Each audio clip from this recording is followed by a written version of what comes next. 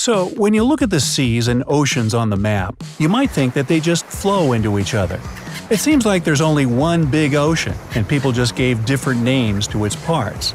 Well, you'll be amazed how vivid the borders between them are. The border between the Pacific and Atlantic Oceans is like a line between two worlds. It's as if the two oceans meet at an invisible wall which does not let them flow into each other and mix their waters. Why on earth does it happen? We know for sure there is no invisible wall inside, and water is water. What could interfere with its mixing? The thing is that water can be different too. The Atlantic and Pacific Oceans have different density and chemical makeup, the level of salinity and other qualities. One can see by their color that they are far from being the same.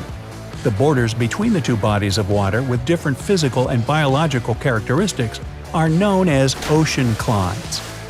Haloclines, borders between waters with different salinity, are the most spectacular, and this is what we see when the Atlantic and Pacific Oceans meet.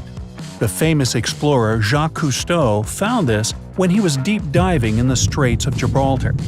The layers of water with different salinity looked like they were divided with a transparent film, and each layer had its own flora and fauna. Haloclines appear when the water in one ocean or sea is at least 5 times saltier than in the other.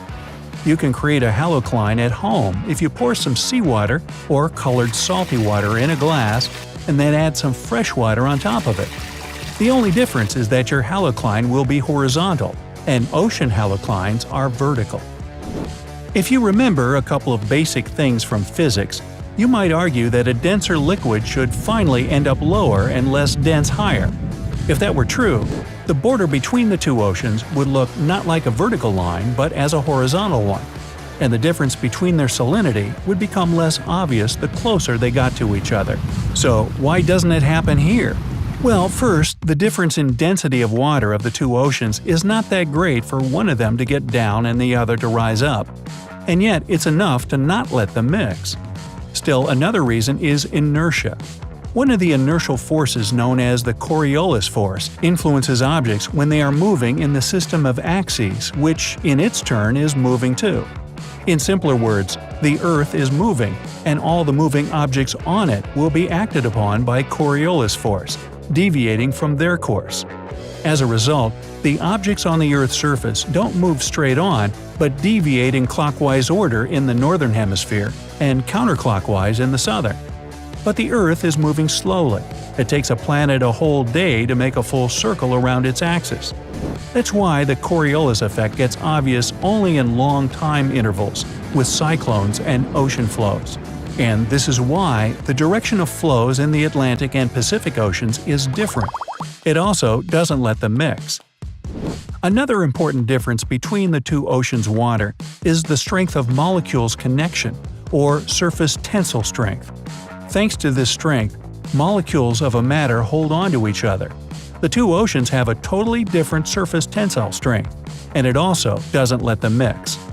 Maybe they could gradually start mixing with time, but as the flows in them have opposite directions, they just don't have time to do this. We think that it's just water in both oceans, but its separate molecules meet for just a short moment and then get carried away with the ocean flow.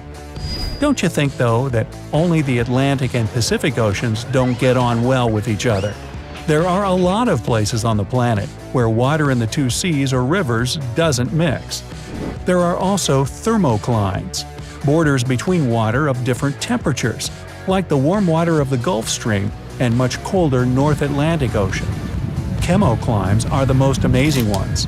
These are borders between waters having different microclimate and chemical makeup. The Sargasso Sea is the biggest and most widely known chemocline. It is a sea within the Atlantic Ocean which has no shores, but you've got no chance not to notice it. Let's have a look at some other spectacular clines on the planet. 1. The North and Baltic Seas. These two seas meet near the Danish city of Skagen. The water in them does not mix because of different density. Sometimes you can see the waves of the two seas clash into each other, making foam. And yet their water mixes gradually. That's why the Baltic Sea is slightly saline. If there had been no water coming to it from the North Sea, It would have been a huge freshwater lake. 2. The Mediterranean Sea and the Atlantic Ocean. They meet at the Strait of Gibraltar and have a different density and salinity, so their water does not mix too. 3. The Caribbean Sea and the Atlantic Ocean. The place where they meet is near the Antilles, and it looks like someone has painted water with different shades of blue. Another place where these two meet is the Eleuthera Island of the Bahamas. The Caribbean seawater is turquoise, and the Atlantic Ocean water is dark blue. Number 4. The Suriname River and the Atlantic Ocean meet near Paramaribo in South America. 5. The Uruguay River and its afflux. These two meet in Misiones province in Argentina. One of them is clean to be used in agriculture, and the other gets almost red because of loam during rainy seasons. 6. The Rio Negro and Solimões rivers, part of the Amazon River. 6 miles from Manaus in Brazil, Rio Negro and Solimões rivers run into each other, but don't mix for about 2.5 miles. The Rio Negro is dark and Solimões light. They have a different temperature and speed of flow.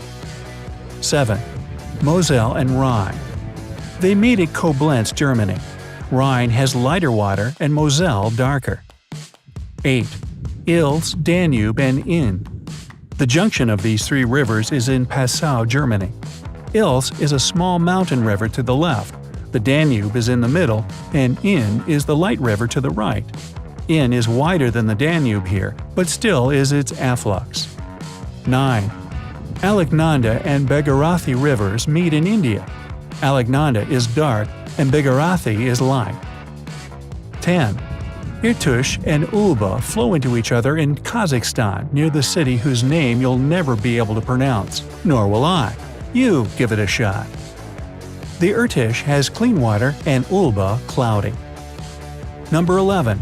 The Jialing and Yangtze rivers meet in Chongqing, China. The Jialing is clean and the Yangtze is brown. 12. Irtysh and Om. These 2 rivers flow into each other in Omsk, Russia. The Irtysh is cloudy and the Om pure and transparent. 13. Chuya and Katun rivers meet in the Altai Republic, Russia. The water of the Chuya has an unusual cloudy white color here and looks dense and thick. Katun is clean and turquoise. Flowing into each other, they form a single 2-colored flow that does not mix for some time. 14. The Green and Colorado rivers. The place of their junction is Canyonlands National Park in Utah, USA. Colorado is brown and green is, green. The colors of these rivers go through rocks with different chemical makeup. That's why they have such a big contrast of colors. 15. The Rhone and Arve rivers. They flow into each other in Geneva, Switzerland. The Rhone is a pure river that flows out of the Lake of Geneva. The Arve is cloudy as it gets its water from the glaciers of the Chamonix Valley. So, what do you think about all this water? Of course it's a bad joke, like a lot of my bad pronunciations of those river names. Hey, if you learned something new today, then give the video a like and share it with a friend. And here are some other cool videos I think you'll enjoy. Just click to the left or right, and remember, stay on the bright side of life.